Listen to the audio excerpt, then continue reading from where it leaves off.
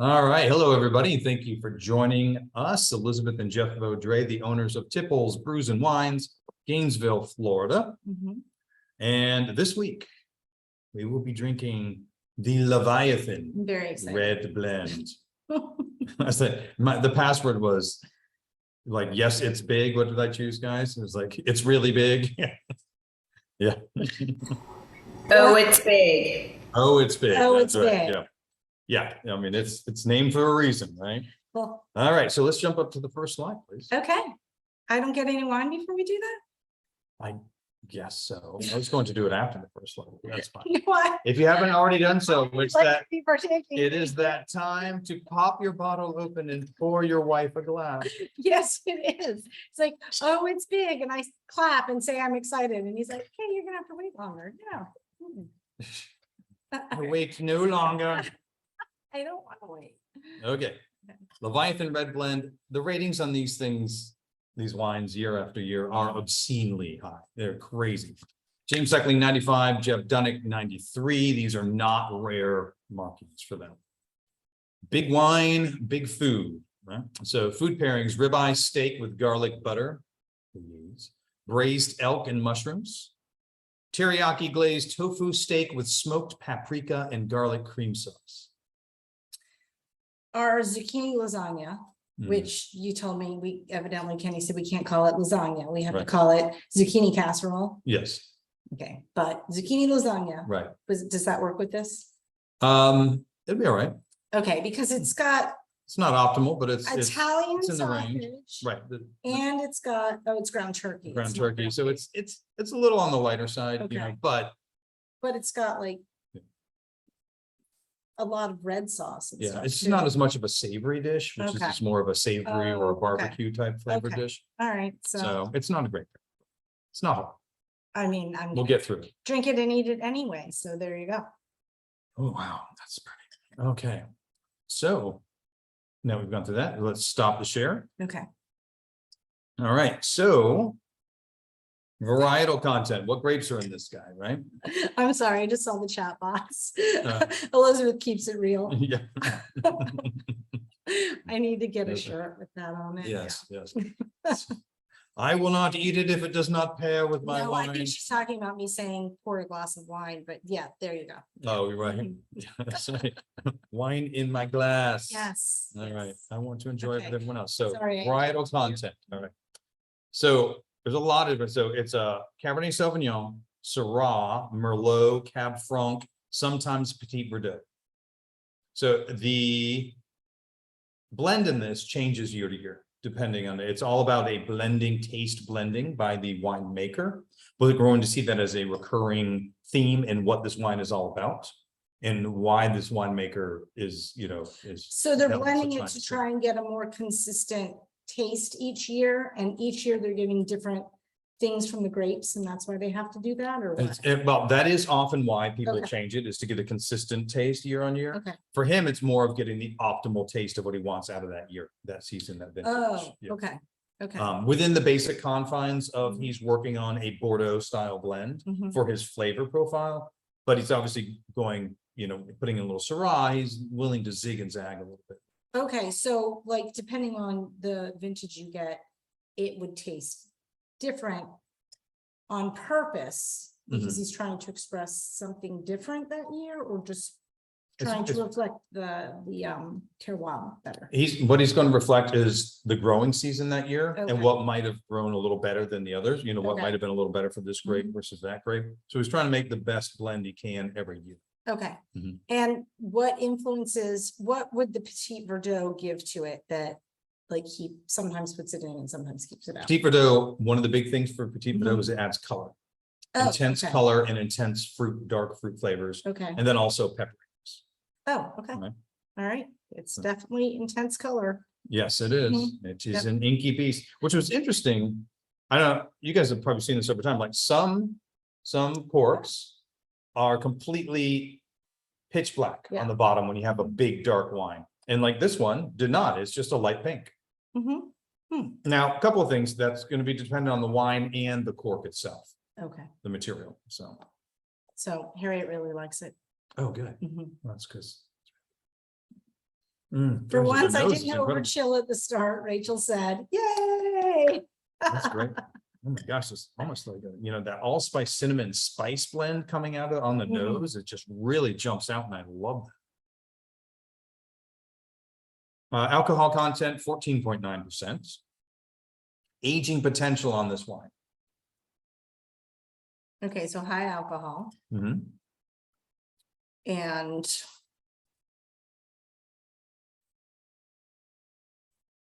I mean, to me, it doesn't taste wound up at all. So Okay. you're not going to keep quizzing me. That's No, all no. I'm going to say. Okay, Now you all can right, so nice tannins, right? Oh, yeah. They're not overly Got it. done. They're not overly grippy. Like, we're not thinking, wow, this needs to relax, right? But Yeah, they're it's very the nice. tight versus, but Mhm. yeah, And, I can feel it, but And then the fruit has got a lot of darkened fruit, but there is a tartness to the red raspberry and kind of a red plum too, right?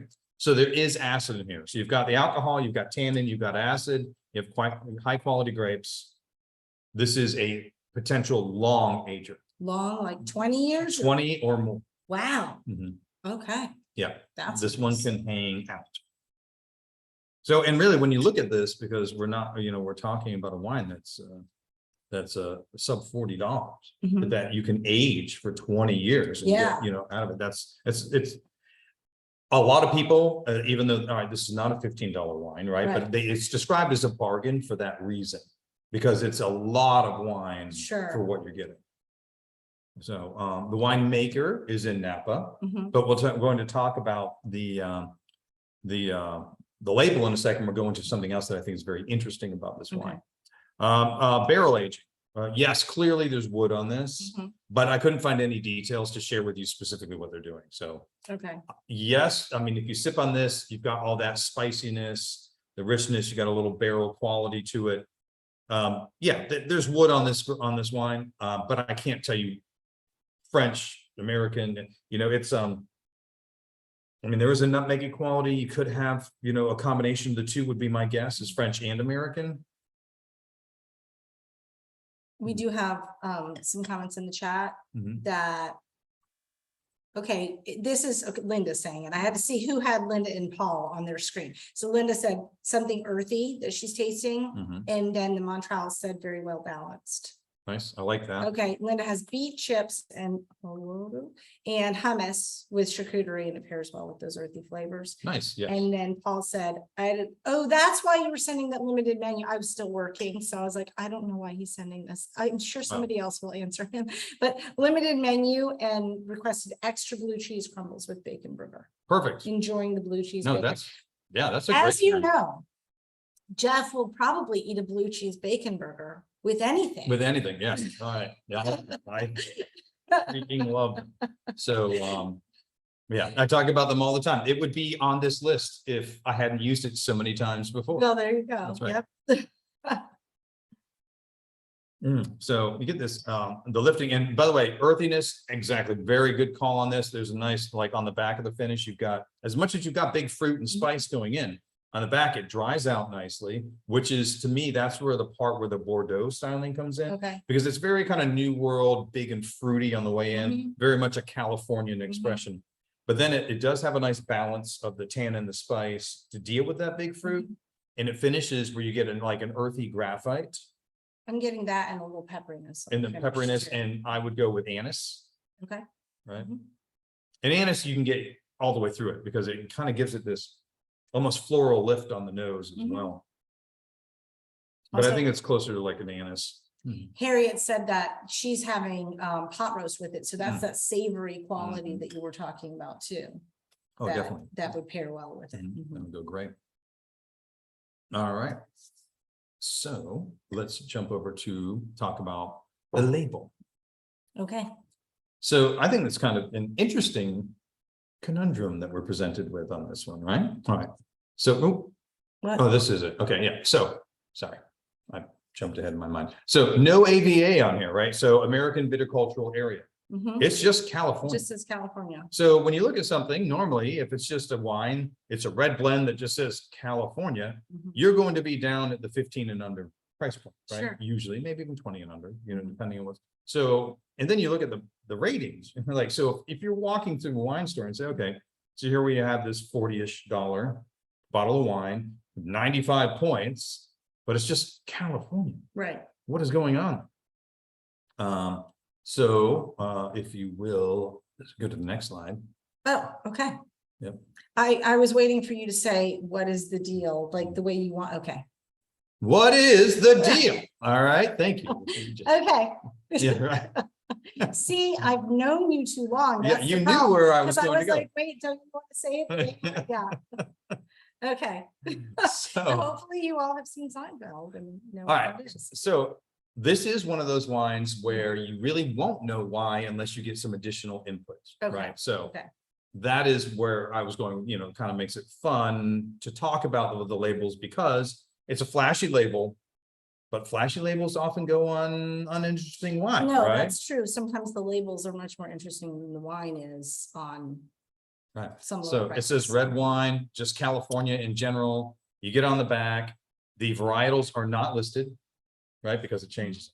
So they have to change their labels. And so I understand because I know more about the wine why, but it just doesn't give you a lot to hang your hat on. It doesn't, but I so appreciate the choice to put that type vertical there rather than horizontal. It's another artistic choice there. Yeah.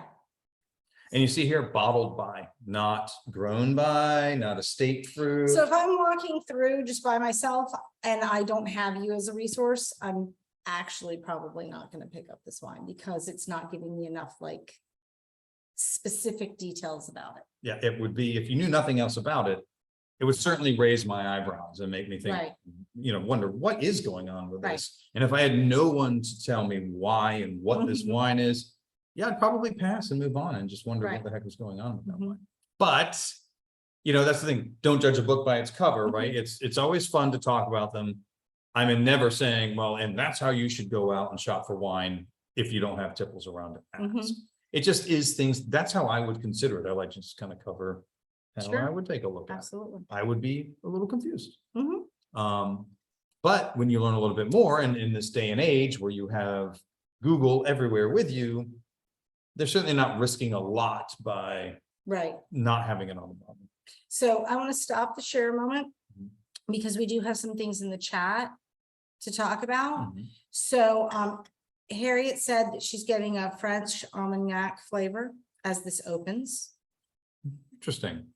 All right. So she said it might sound weird. So Jeff's word was interesting. It's interesting. I could say, well, it's a 14.9. So you probably get picking up a little on the alcohol lift, right? You're getting a little, and I wouldn't call it a boozy wine at all, but Mhm. you can get some of the alcohol. Okay. And- I think I get it more from like probably whatever the wood in the barrel is. It's just giving me that earthy. I go with Linda, the earthy flavor. Okay. And then I don't know if this is Rachel and David or just Rachel, but liking the fruit aspect versus the acid balance. They're having ravioli and in gnocchi in sauce. So that would be comparable to what the zucchini lasagna would be, right? Depends on Like- the sauce. Yeah, is it a red sauce? No, Okay. okay. Mushroom, oh, okay, so savory. Okay. Mhm. So, Yeah, so that makes sense. And then Linda. Okay, Linda, you might have to clarify this question because I'm not exactly sure what you're asking. Is there something that would make you think twice or consider a bottle? Well, you were saying earlier that if you were in the store, this might be something that you might pass up. So conversely, is there anything? I think it was you. Yes. Okay. So like, is there anything that would make you think, okay, well, this is, something that I would choose or pick up. I know for me personally, I take for granted that I can walk into Tipples and be like, this is what I enjoy and this is what I'm looking for. And I know that there are certain regions that I enjoy and certain varietals, but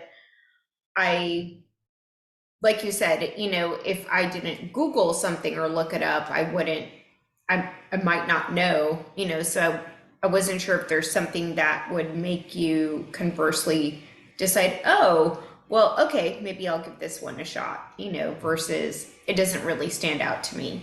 So if it were me Mhm. as a lay person, but having education through this for the past 2.5 years, I would want to see the AVA in California. Like I would want to see exactly where, I would also want to see, they don't say grown and bottled, they say, Bottled no, but bottled and vintage. and vintage. Yeah, okay. Mhm. So I would want to see something that it was from like basically one area and one vineyard if I'm going blind.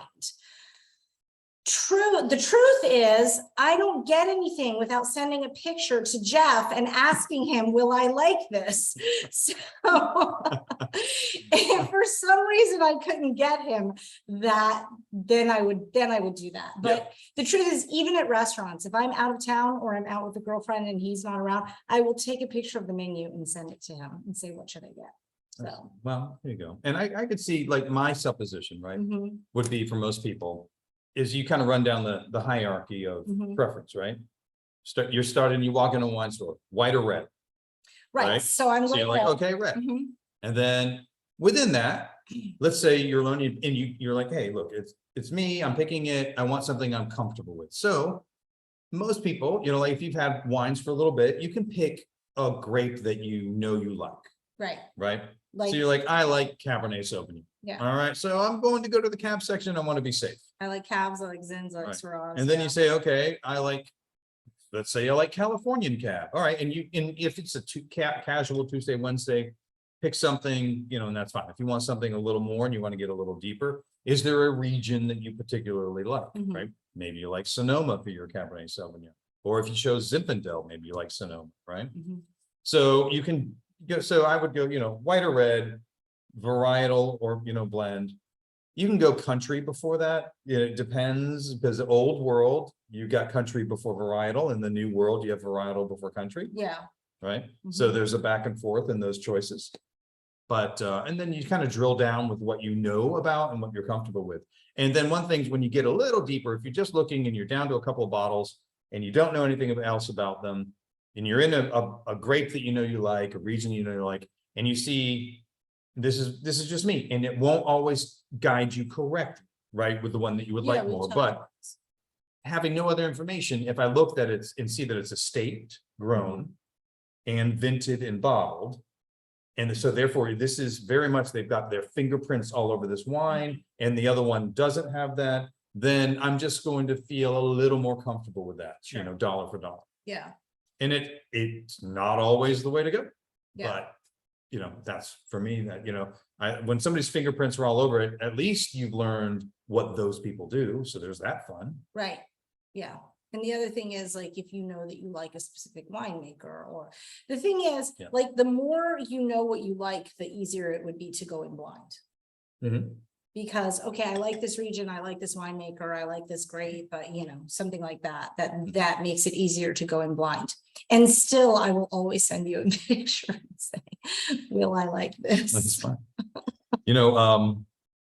We talked about, let's talk about, because we talked about that, we talked about the label a little bit, aromas and flavors. We do have a couple more chats before we get to that. Okay. So the crew says it pairs very well with our coffee rub fillets and mushrooms. Oh, yeah. Oh, wow. And we like it on its own a lot, not a big finish, however. Mhm.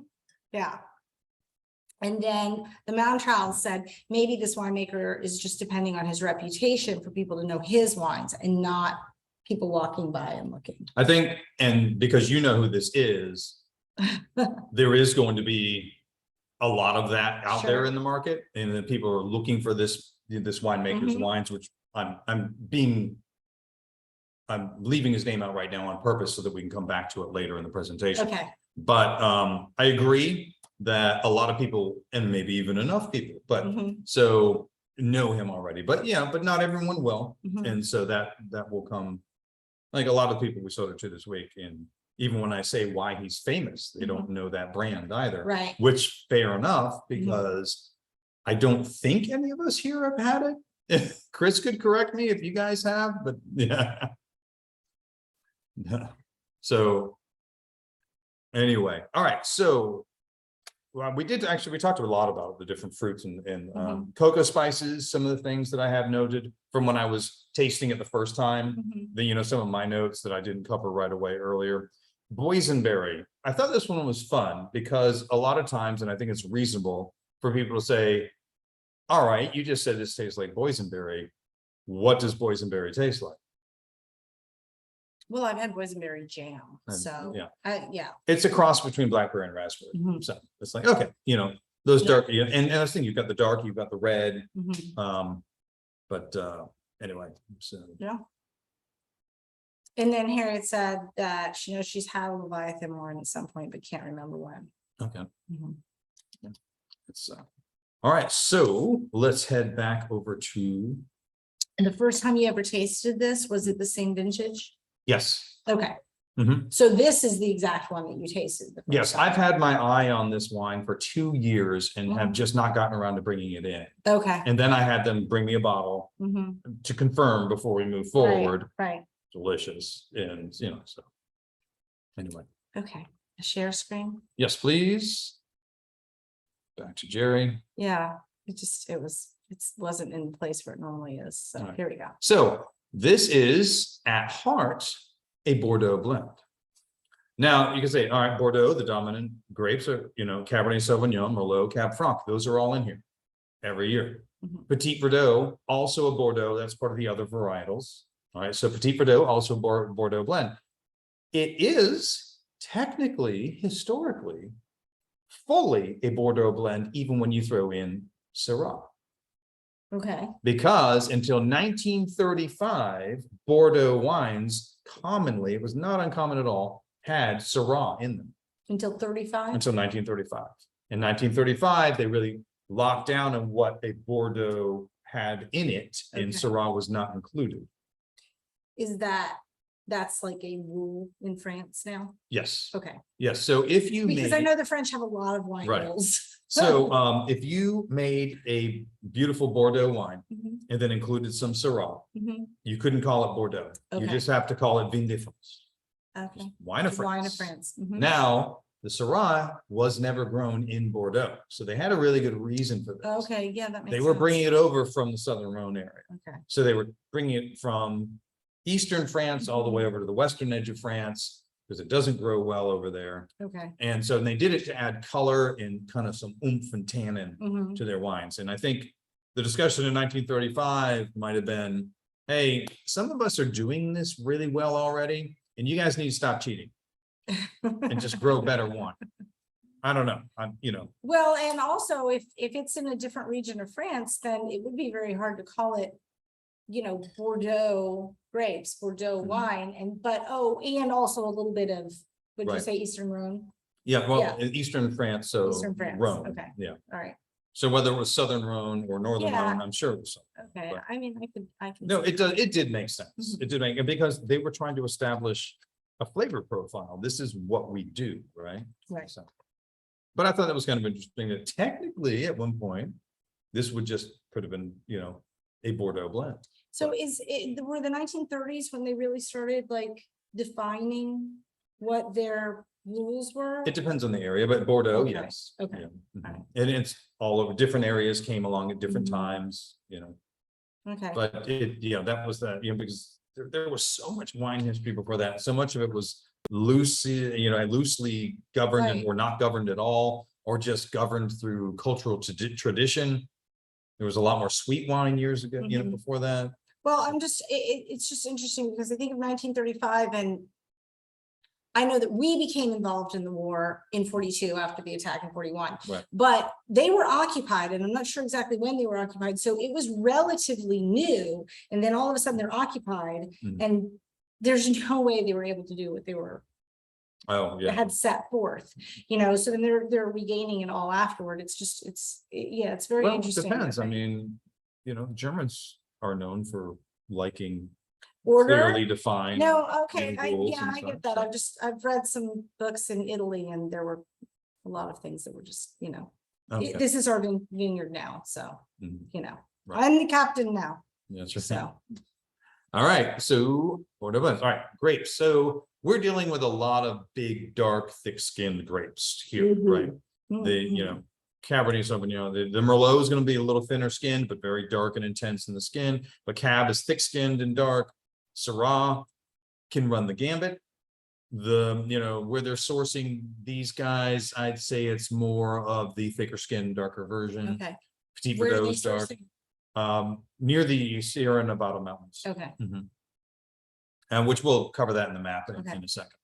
So anyway, so a lot of those big dark grapes. I mean, when you look at the pictures above, which was going the Bordeaux ones, and it showed Merlot and Cab Franc and Cabernet Sauvignon, which I always say, you know what black grapes look like? Black grapes. Yeah. They all look the same. so you're getting like a lot of the flavor from the skin then? Yes. And then that peripheral zone? Right, and the intermediate zone is the part that you've got to kind of work with these guys with the Okay. quality of grape you get, so that there's some acid left, Okay, because it will go too far. okay, And that's part of choosing really good quality grapes. With this winemaker really does have plenty of options to go find. okay. All right, so, I'm curious to see who this is. all right, so where are we? Okay, hold on, let me minimize this so you can Thank you. point to where we are. So here we are in good old California and Los Estados Unidos, so right in the middle area But of it's the a part northern. of California. It's California. It's like middle and. It's actually not that large an area, because if you're in California, right, Mhm. and you get grapes from Napa Valley and Sonoma, Then you're a product of California. you're a product of California. There's no There's no viticultural genetic area potency. that, yeah. No, you can call it, Okay. you can call it Northern Californian. Okay. Mhm. Would they say that? Some do, Okay, some do, not often. All right, so here we are. We're actually concentrated here. Right, so okay. here's the Sierra Nevadas all the way, kind of to the eastern Yeah, edge. yeah. Here we are. So we're actually North Coast, Northern California, North Coast, you can call it that. But here's why. I mean, because some of the Syrah's over here in the Sierra Nevada foothills. So you can see you're running from, Napa, Mhm. a little north of Napa to Lake County is he's getting some of it from here. And then he goes all the way over to Sierra Nevadas to get some Syrah. So Okay. it ends up being just California. Now, Right. there's none from down here. Not that there Okay. aren't good grapes. So down there. point two is fairly lateral. Yeah, it is Okay. pretty darn like here we are. This Okay. is that area. Okay, It's here.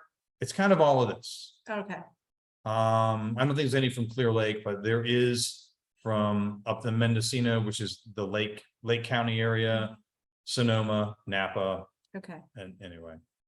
So here it is. all right. California at large. Let's talk a little bit about California in general. Okay. All right, so that I thought, geez, how am I going to talk about this when I don't have specific places to deep dive Right. into? Right, But instead, we'll cover, I thought, some of the, the broad aspects of Californian winemaking, right? Incredible variety of winemaking and wine growing areas. You got warm areas, you have cool areas, flat areas, mountainous, multiple soil types. You have sandy, you have clay, you have alluvial, which is, riverbeds with rocks and pebbles. There's something there for your wine to grow in. But what is it that makes it so that, okay, I have all these different areas, but they're all wine growing areas? no What is that humidity. thing? They don't have Exactly, humidity. yes.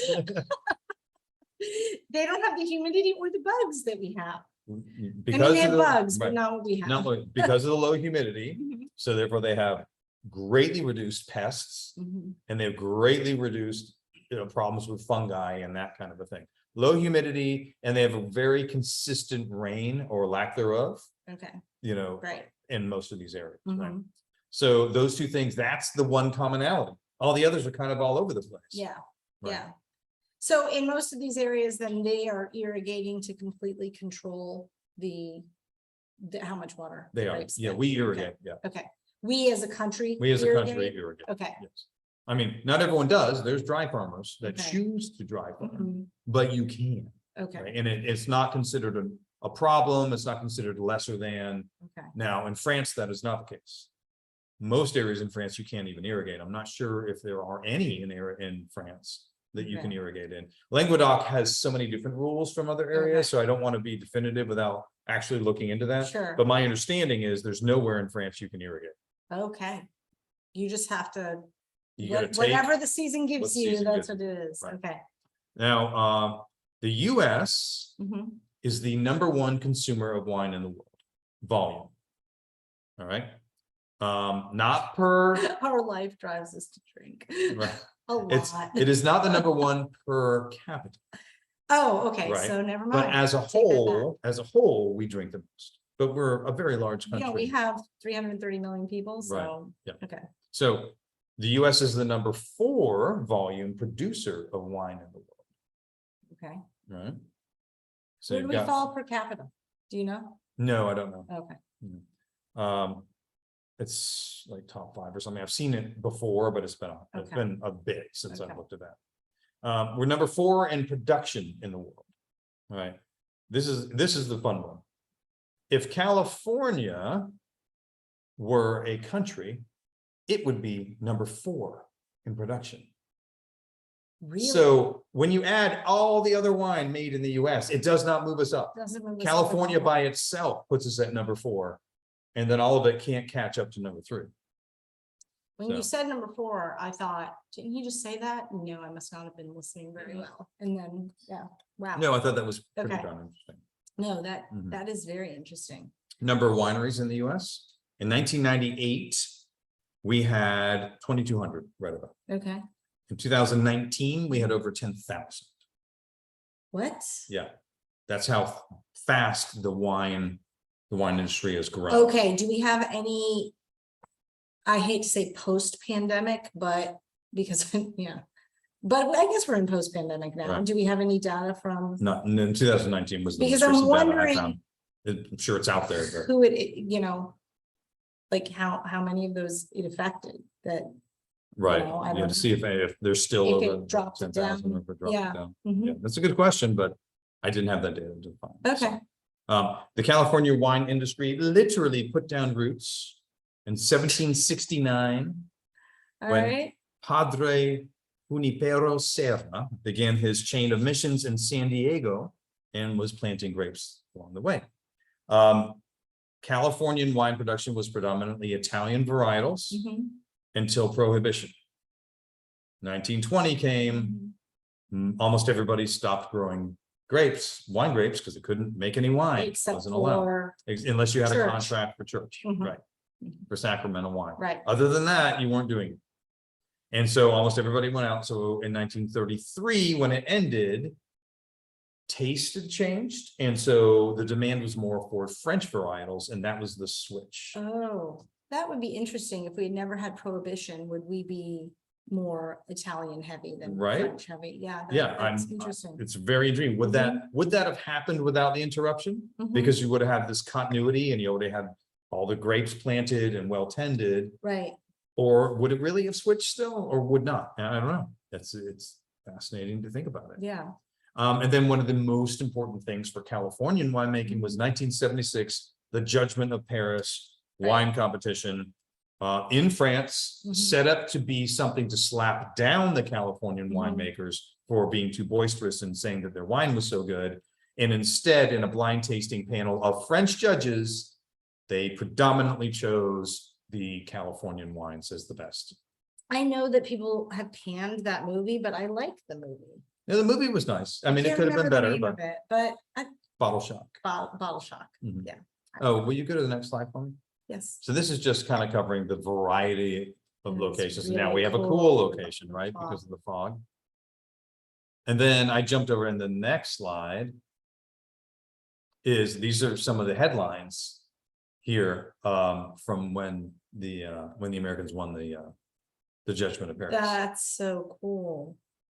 Yanks enter Paris. Yeah, that one's so insulting. I was like, oh, why do Americans have to be jerks sometimes? No, that's not, I mean, I think that's fine. Hmm. So, French wines retreat. I mean, it is kind of like, yeah, yeah, but the French Wine Olympiad. I That think name this did is not stick. great. Yeah, isn't that cool? I thought that was fun. Yeah. So, let's move on. So wait, I have a question. Mhm. So I think there's something we should probably keep an eye out for if there, I mean, we're coming up on the 50th anniversary of that in Oh, 4 right. years. I wonder if they're going to have another judgment or That if would be they'll, fun. yeah, that would be really cool. Because I mean, they did it, what, in July or something? So, Yeah, that would yeah, I be, think, yeah. that would be amazing. All right, Leviathan Winery. Mhm. So Leviathan Winery, we will not see a picture of Leviathan Winery because it is not an independent winery. Oh, It is an independent project established in 2004 by Andy Erickson. okay. All right. So Andy and his wife, wait, where are my notes? His wife Annie, Andy and Annie. yeah, Andy and Annie. That is So Andy awesome. Erickson, his wife is Annie Fabia. Fabia, and Annie has her own vineyard, Okay, Fabia Vineyard in Napa. okay, The Leviathan, I feel certain, it's not ever specified, is made at the Fabia winery within Okay. Napa. okay. Because Andy works with her on the Fabia wines anyway, he's there, Mhm, it just makes sense. And okay, Andy works in lots of places, but he really made his renown comes from an incredible number of different high-end wine positions, but the most renowned was working with a winery called Screaming Eagle. And he was the winemaker for Screaming Eagle. yeah. So he received multiple 100-point scores with his wine at Screaming Eagle. Those sell for about $3,500 a bottle. Okay, so we probably won't be tasting those in the wine of the week. then. Probably not. Okay. I am working on getting the ability to buy a bottle of Screaming Eagle. Okay, But anyway. but again, we will not be partaking of that. Okay. So he makes amazing wine, right? Let's put it there. And he's kind of a Napa Valley legend. And he Right, wanted a project that did two things. Allowed his wine blending, which he prides himself on being able to choose amazing grapes, mhm, obviously vint them well, but then really, like the Bordeaux fine winemakers, blend them to an optimal result. Okay. And that's why this changes in its hand. I mean, this is very much his direct hand in making Mhm. this wine. So what's kind of fun, what kind of brings around, why is this wine worth this? And why does it garner these ratings because it is so good, mhm. is his hand, one of the finest winemakers in Napa is directly involved. He's not just overseeing it like, hey, Bobby, yeah, those grapes that came in, make them into something that has alcohol, please. He's absolutely involved Right. intimately with exactly what flavor we get out of each vintage. So when they do something like that, are they taking, let's say, a glass and going, okay, I'm gonna put 2 ounces of this and 4 ounces of this and then blend it together and say, are they doing that? And then they're saying, okay, take this glass that I did, which is Mhm. 20% Merlot and Mhm. 30% Syrah, like different things like that. And then saying, okay, take this and extrapolate out to that percentage in the barrels. Right. How do they do that?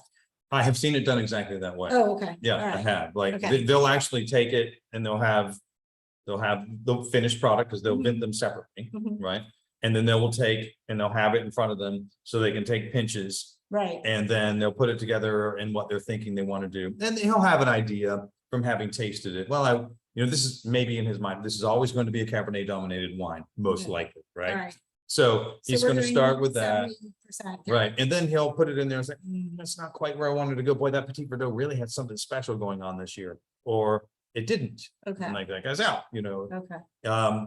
But it literally is, I've seen it done where they put with a what's the Like an word? eyedropper? type Like thing? yeah, like a turkey baster. Yeah. And they bring it and they'll do it roughly Mhm. and then they'll hedge it in and then do it specifically so they Okay. can create the proportions of what they want that season. Okay, cool. Cause that was what I was imagining, but Mhm. I haven't seen it. So, Yeah, that is, I'm not saying it's the only way it's done, but that is the way I've seen it. okay.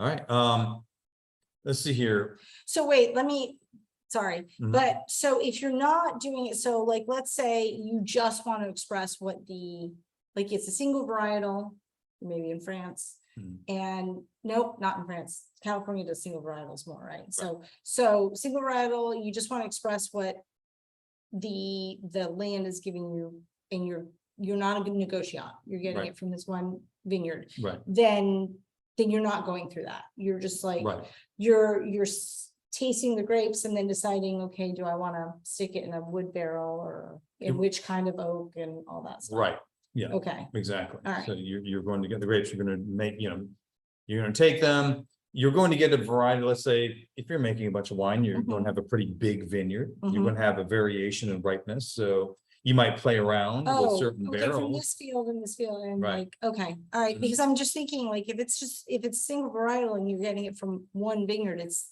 a whole lot easier. seemingly. Right, well, and it depends on what you're going for. If you're going with a casual drinking Cabernet Sauvignon that was grown in, let's say, inland California, right? It's going to sell rather inexpensively. Mhm.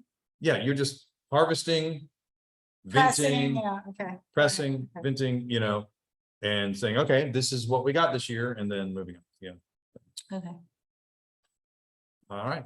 So, actually, this is the only thing we have for them, so I'm going to, Okay. talk a little bit more. Okay. All right, so I talked about his blending, and then the other thing is he wanted it to be free from just being stuck in Napa. Mhm. He wanted to play around with amazing grapes that he finds in locations around California. Okay. And so that was part of, so it's this freedom in he's really playing with these grapes Yeah. to create the flavors he wants.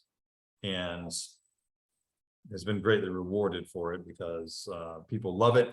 And for good reason, it's well-made wine for sure, certainly. Yeah, absolutely. All right, so now I think the next one is, ratings. Okay, wait. Let's stop for a minute. Yep, and stop for a minute. Questions, comments, now that I've run through the spiel.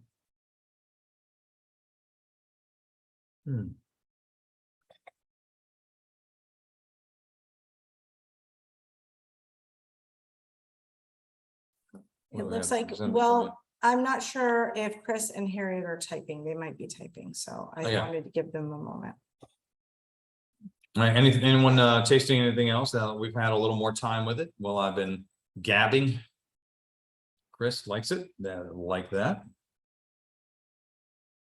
I agree. It is really fragrant. I think that's one of the fun things. So, hey Jeff, why is this thing so fragrant? Well, Jeff, why is this thing so fragrant? I would guess that the Cab Franc has a lot to do with that. It's Okay. got a nice elevated lift to it Mhm. as one of its aspects. So, and it tends to create a floral component, which I think also kind of jumps out there. More spices as it opens. Yeah, it gives all the way, right? It's a beautiful nose and you don't have to search for it. No, It's- and I agree. It's a there's big wine, but it's not overly big or overly extracted. Mhm. It's a great wine. Spices, but floral.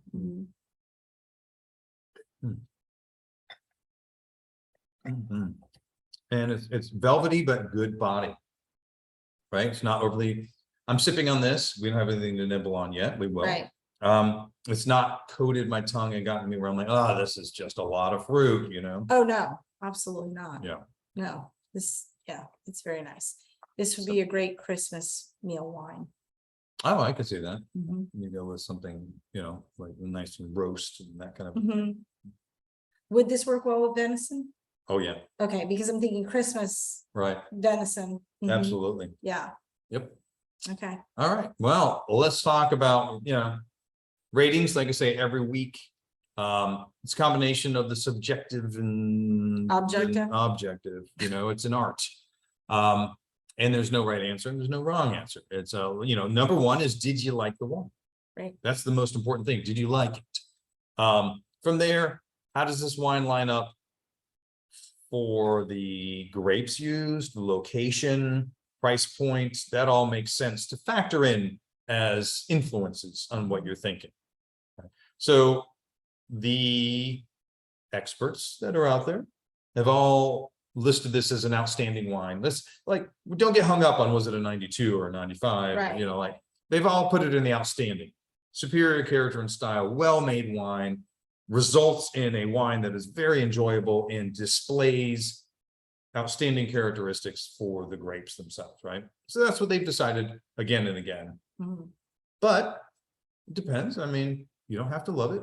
It could be, not so much your thing. You could be wrong. That's but right. it's fine. So anyway, what are you guys thinking on here? Okay, so let's see what the chat is.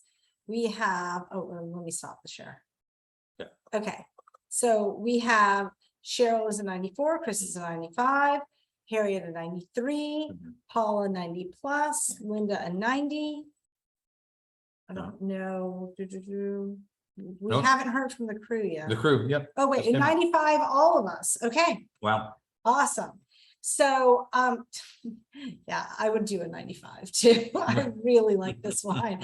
I was gonna go for a 94.5, and then I was like, no, I have some validation. I've got Chris agreeing with me, and I've got Laura, Linda, Brennan, and John, so I'm Right. cool. I don't have to be out there by myself. Yeah, this is fantastic. Right, yeah, it's just, Yeah. it's a fantastic work. Mhm. It's a combination of friendly American happy maker, right? You know, but with so much more character than just that. Yeah, now Harriet's feeling the peer pressure. She's agreeing with the 95 now. And Rachel and David at 90 90 plus, yeah. plus, there you go. Yeah, I think it's, you know, it jumps up in there. Mhm. It's a delightful wine with with character, Yeah. with fruit, you know, it's got, you know, Right. it's, yeah.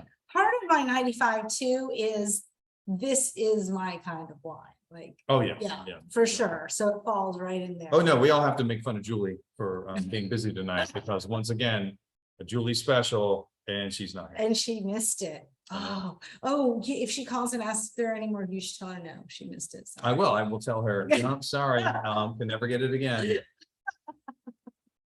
So, and Jerry will love this. He says hello. No, hello, Jerry. Yep. All right, so Ready? let's jump back over. Okay.